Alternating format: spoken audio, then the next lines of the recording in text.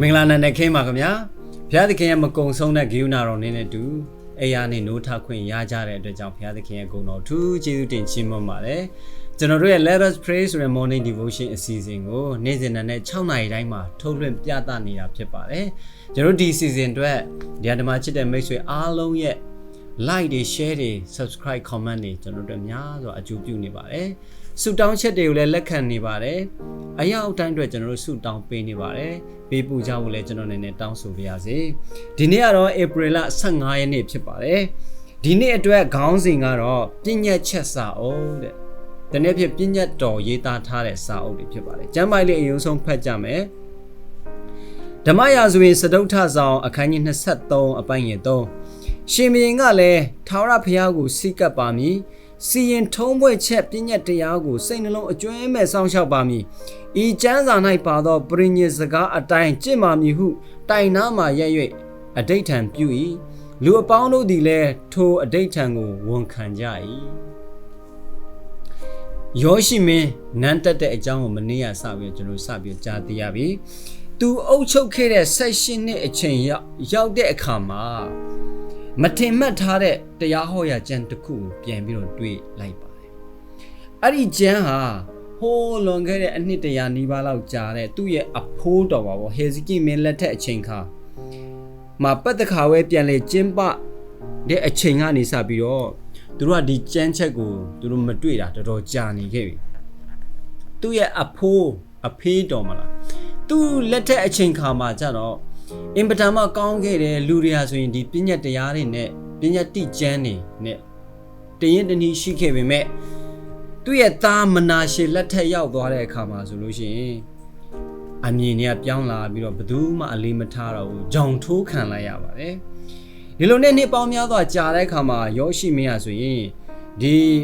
ဘာလာအနတ်တို့ရဲ့ဗိမာန်တွေကိုသူရှင်းလင်းတယ်တခြားသောနတ်ဖျားတွေရဲ့ရုပ်တုတွေသူရှင်းလင်းရင်းနဲ့အဲ့နောက်တရားဟောရာကျမ်းကိုတွေ့သွားတယ်တွေ့ရှိတဲ့အချိန်ယောရှိဟာဆိုလို့ရှိရင်သူ့ရဲ့တကိုးကြီးတဲ့ကျမ်းကိုရပြီဆိုပြီးတော့သူ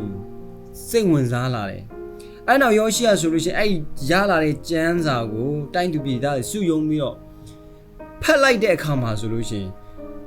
သူတို့အထဲမှာပါတဲ့စာသားတွေကသူတို့နှလုံးသားကိုတူးထိပ်ပြီးတော့သူတို့တွေအားလုံးဟာဖခင်ရဲ့ပြည့်ညက်စကားတွေနဲ့အလွဲကြီးလွဲနေကြပါလားဆိုတာကိုသိခဲ့ရတယ်အရောက်တိုင်းဟာဘုရားသခင်ထံမှာဝန်ခံလာကြတယ်ပြုပြင်ပြောင်းလဲမှုအကြီးကြီးပြန်ပြီးတော့ဖြစ်သွားတယ်ဒါပေမဲ့မင်းဆိုးတွေအုပ်ချုပ်တဲ့ချိန်တော့လည်းပဲဘုရားပေါ်မှာသစ္စာရှိတဲ့လူတွေကြံကျွင်းစမြဲဖြစ်တယ်လို့အခုယောရှိနဲ့သူ့ရဲ့အပေါင်းမာတွေဘလောက်ပဲပြုပြင်ပြောင်းလဲမှုတွေလှုပ်ခေါင်းမာတွေနဲ့တချို့ခေါင်းဆောင်တွေကိုကြတော့သူတို့မပြောင်းလဲနိုင်ဘဲနဲ့ရုပ်တုကိုးကွယ်မှုလက်ဟာမပြောက်မပြတ်ဆက်ပြီးတော့ရှိနေတယ်ထာဝရဘုရားကိုကိုးကွယ်ဖို့ပြန်လဲကိုးကွယ်ဖို့မစီယုံနိုင်တဲ့လူတွေလည်းရှိနေခဲ့တာကျွန်တော်တွေ့ရတယ်ယောရှိဟာဆိုရင်သူ့ရဲ့ကျမ်းလိပ်ကိုသူတွေ့တဲ့အချိန်ဟာဗိမာန်တော်တန်ရှင်ရဲ့လောက်တဲ့အချိန်သူတွေ့တယ်ဇေယျတော်ရှာဖန်ကိုခေါ်တယ်ကျမ်းစာတွေကိုဖတ်ပြတယ်ကျွန်တော်တို့ကျမ်းချက်ကိုတွေ့တဲ့အတိုင်းပဲယောရှိမင်းဟာဆိုရင်ဒီကျမ်းချက်ကိုနားထောင်ပြီးတဲ့နောက်မှာ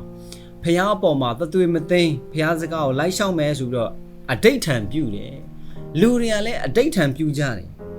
သူတို့ရဲ့စိတ်နှလုံးမှာစွဲမြဲစေကြတာကျွန်တော်တို့တွေ့ရတယ်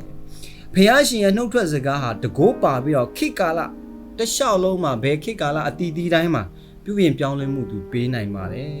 ကိုလူတူးချင်းစီရဲ့အသက်တာကိုလည်းပြောင်းလဲစေနိုင်ပါတယ်ကျွန်တော်တို့ရဲ့ဘဝမှာလည်းပဲအခုဘုရားသခင်ရဲ့နှုတ်ကပတ်တော်အတိတ်ကိုနှလုံးသွင်းမိတယ်ဆိုရင်အဲ့တိုင်းလိုက်လျှောက်ဖို့ဆန္ဒချက်ချင်းချဖို့အတွက်ဖြစ်ပါတယ်အထူးကျေးဇူးတင်ပါတယ်ကျွန်တော်အားလုံးလည်းပြုပြင်ပြောင်းလဲနိုင်တဲ့ပုံကိုယ်တွေဖြစ်ဖို့အတွက်ကျွန်တော်အနေနဲ့တောင်းအားလုံးခွန်အားပေးလိုက်ပါတယ်ကျေးဇူးတင်ပါတယ်အခုကျွန်တော်တို့ဆုတောင်းမှုအတွက်ဖြစ်ပါတယ်ဒီနေ့ဆုတောင်းပေးရမယ့်ပုံကိုယ်တွေဒီဒေါ်ကြီးအောင်ဦးထနက်စန်ထုံးနဲ့ဒေါ်ဝင်းဝင်းရီတို့အတွက်ဖြစ်ပါတယ်ကျွန်တော်တို့အားလုံးခဏလေးဥညွတ်ပြီးတော့ဆုတောင်းကြရအောင်ကောင်းမြတ်ဆုံးလင်းတော်မူသောဖခင်ထာဝရမြတ်စွာဘုရားကိုရောအားကျေးဇူးတင်ပါတယ်ဒါသမီးတို့ဒီလောက၌ကျင်လည်နေတဲ့အချိန်ခါမှာကိုရောရှင်ရဲ့စောင့်ရှောက်မှုကိုဝေကာမှုကို အနေနဲ့ခံစားရတယ်တည်တည်ဖြစ်စေမတည်တည်ဖြစ်စေကိုရရှင်ဒီသားသမီးပါစောင့်ရှောက်ရရှိပါ၏ကျေးဇူးတင်တဲ့ဖာဒီနေ့တာရတဲ့နည်းနည်းခင်းပါလည်းပဲကိုရသားသမီးတို့ဖွင့်ပြပြီးတော့ယောရှိမင်းရဲ့အကြောင်း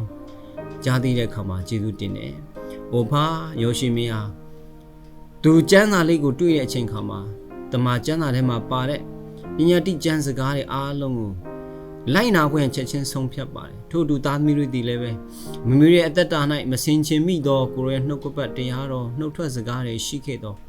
အမှန်တကယ်လိုက်ရှောက်နိုင်ခွင့်အတွက်ခွန်အားပေးသနာတော်မှာဆုံးဖြတ်နိုင်စွာအားပေးသနာတော်မှာကျေးဇူးတင်တယ်ခုနာမကျမ်းဖြစ်နေကြသော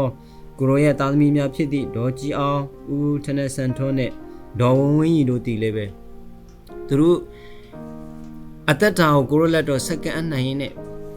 သူတို့ဒီကိုရရှင်နဲ့ပုံမိုးရင်နိကသောသူများဖြစ်လျက်ကိုရရှင်ထံတော်သို့လုံးဝချင်းကပ်အနှံသောသူများဖြစ်ဖို့ရန်ကိုရောမာစာပေးသနာပါလက်တော်စက္ကန့်နှံမှာဤထိုတူနေစဉ်နဲ့မြတ်ဆုတောင်းသည့်ဆုတောင်းချက်အလုံးကျွန်တော်ကိုရှင်နိုင်အောင်လက်ခံပေးပါယေရှုနေတဲ့ဓမ္မချင်းမိတ်ဆွေအားလုံးကိုလည်းကိုရောကောင်းကြီးပေးပါနာမကျမ်းဖြစ်နေသောသူများအလုံးစုံတို့လည်းကိုရရှင်ထလောင်းရကောင်းကြီးပေးသနာတော်မှာဒါနေတဲ့ဆုတောင်းခြင်းသည်နှုတ်ရှာအပြင်မပြည့်စုံပါပါဆုတောင်းခဲ့သည်များသောအရာအလုံးကျွန်တော်ကိုရရှင်ဒီနာညောင်းလက်ခံပေးအလိုတော်နှင့်ညီကောင်းကြီးပေးလမ်းပြဖြစ်ပေးပါမည်ကြောင်းခရစ်တော်ယေရှုဖျား၏နာမတော်မြည်ပြုလျက်ယူသူကဆုတောင်းပါသည်ဖာဗျာ